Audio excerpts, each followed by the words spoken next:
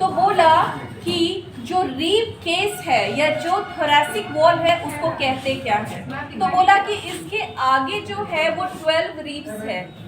इसके आगे क्या है? 12 रीब्स है और पीछे इसका वर्टिब्रा है। पीछे इसका वर्टिब्रा है। तो ये जो एक केस बनाया, एक क्या कहते हैं, एक पिंजड़ा बनाया, इसी को बोले रीब केस। अब रीब क्यों बोले? क्योंकि रीब, ये जो बोन है ये क्या है? पिजन शेप का है ना। पिजन शेप तो खैर डिजीज वाला हो जाता है, लेकिन ये आपका ओवल शेप का होता है, और जो पिजन शेप हो जाता है वो डिजीज हो जाता है। तो बोला कि ये टोटल 12 पेयर में है। ये टोटल 12 पेयर में है। 12 इधर, 12 इधर और 12 इधर, ठीक है, 12 इधर और 12 इधर।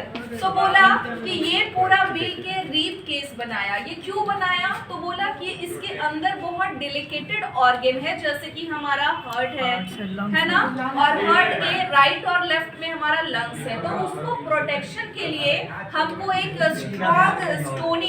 स्ट्रॉन्ग स्टोनी मटेरियल या स्केलेटन चाहिए था, जिसको हम लोग रीब केस बोले क्योंकि ये केस की शेप का है, या फिर इसको थोरैसिक वॉल बोले, है ना। तो पार्टीशन हम आपको समझाए थे कि जो डायफ्राम है वो ऊपर उसका थोरैसिक कैविटी बनाता है, और डायफ्राम के नीचे क्या होता है? एब्डोमिनल कैविटी बनाता है। तो जो पार्टीशन है वो क्या है? डायफ्राम है। तो अब देखिए, ये सुप्रास्टर्नल नॉच है, जो हम आपको बोले थे सब लोग अपना फील करो, ये सुप्रास्टर्नल नॉच है। तो बोला कि सुप्रास्टर्नल नॉच के आसपास स्टर्नल एंगल रहेगा, और जस्ट उसके पीछे आपका क्या होगा? सर्वाइकल वर्टिब्रा का लास्ट बोन होगा। तो बोला सर्वाइकल जो वर्टिब्रा है वो आपका नेक रीजन से शुरू होता है ना। तो यहाँ से काउंट करिए, 1 2 3 4 5 6 7। तो देखिए इसका जो शेप है वो थोरैसिक से अलग होगा। तो बोला जितना भी वर्टिब्रा है वो रीजन वाइज उसका शेप अलग होगा, उसका सप्लाई अलग होगा, तो इसीलिए बोन का स्ट्रक्चर भी अलग होगा। तो देखिए जो सर्वाइकल वर्टिब्रा है उसका जो शेप है देखिए थोड़ा अलग है।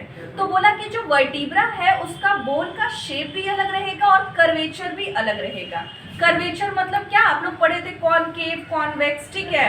तो बोला कि जो इस तरीके से कॉनकेव पैटर्न में रहेगा उसको बोले लॉर्डोसिस, और जो कॉन्वेक्स पैटर्न में रहेगा उसको बोले काइफोसिस।